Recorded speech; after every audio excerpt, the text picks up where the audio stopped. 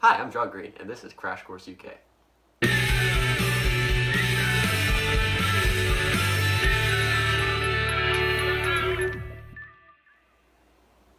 So, what is the United Kingdom? Ooh.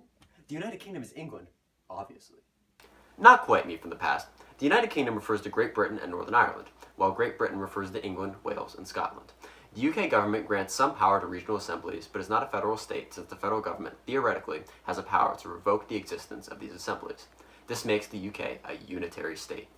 Political culture in the UK is characterized by free elections, free media, and an advanced capitalist economy, and high levels of legitimacy based on the Constitution of the Crown. The executive branch of the UK is unique because their executive and legislative branches are fused through the parliamentary system. The Queen of England is the head of state, a largely ceremonial role with no legitimate power. The head of government, or the Prime Minister, leads the majority party in Parliament. The Prime Minister is not elected, but is chosen by the majority party.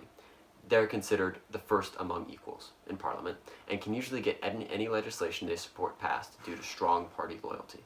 However, if the Prime Minister or the majority party loses the party loyalty, then a vote of no confidence takes place, removing the Prime Minister and their party from power.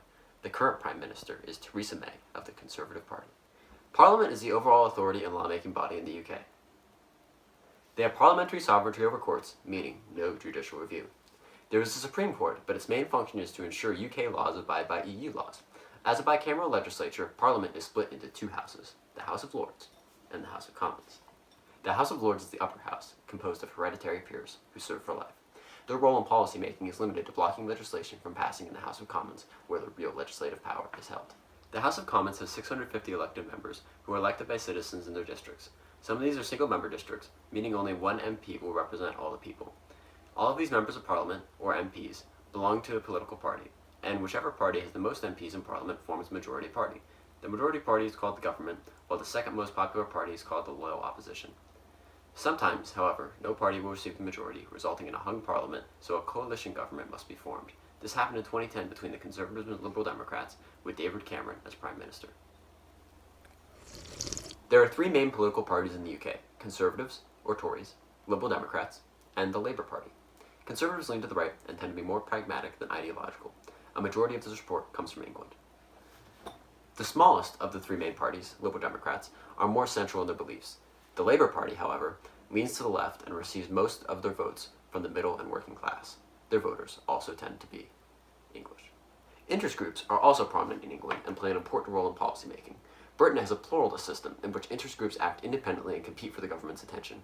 Quangos are quasi-non-governmental organizations which are publicly funded bodies that operate as integrated parts of the private sector. Britain's bureaucracy is extremely bloated, and bureaucrats are extremely powerful. Discretionary power allows bureaucrats to decide how a particular law or executive branch policy is to be implemented. The UK has an open civil society with strong democratic values. There are deeply pronounced class divisions in the UK, with the upper class having mostly inherited wealth. There are also divisions along national identity, since many citizens identify with their nation, Wales, Scotland, England, or Northern Ireland, instead of the UK as a whole. I don't know what to say because my computer just turned off. Britain has a free and open media, with the BBC network created by the state to provide information to the public. Citizens are allowed to criticize the government through protest and the media. Elections are also free and fair, with a high amount of citizens participating in elections and voting along class or regional lines.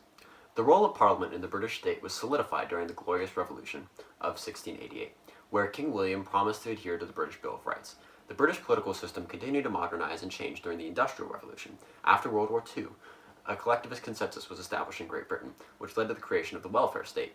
In the 1970s, Margaret Thatcher, the Iron Lady, reversed this by shrinking the role of government in economic policy. Since then, Britain has shifted back toward collectivism.